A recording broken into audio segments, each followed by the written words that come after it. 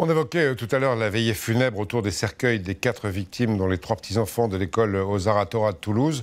Dans plusieurs villes de France, il y a eu des rassemblements, des marches silencieuses, hier comme ici à Bordeaux, avec Alain Juppé, après un office religieux à la Grande Synagogue. Bordeaux, la ville natale du professeur tué avec ses 2 petits-enfants. Le recueillement aussi à Paris, avec là aussi une cérémonie à la synagogue. On en parlait hier soir à 20h, avant une marche silencieuse où des milliers de gens se sont retrouvés en silence. Rassemblement suivi par Guillaume Hénette et Mario Campenan.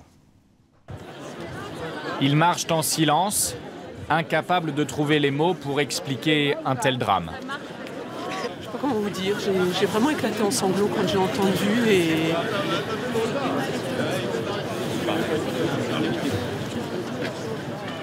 Ça dépasse les mots.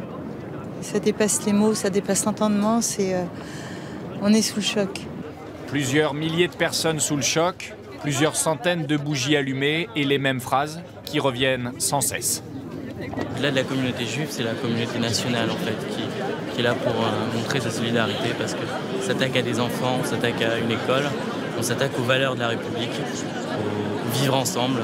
C'est pour cela qu'on doit témoigner tous notre soutien en fait. Au pied de la Bastille, certains se recueillent, d'autres prient, tous se questionnent.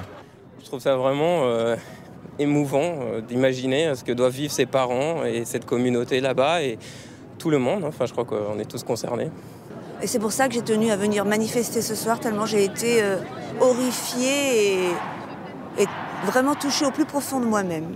La mobilisation est importante, la solidarité s'exprime en cortège pour affronter l'inexplicable.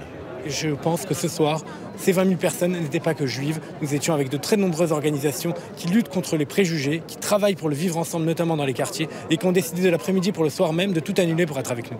Des milliers de personnes réunies hier soir dans la douleur et qui espèrent désormais que l'enquête progressera rapidement.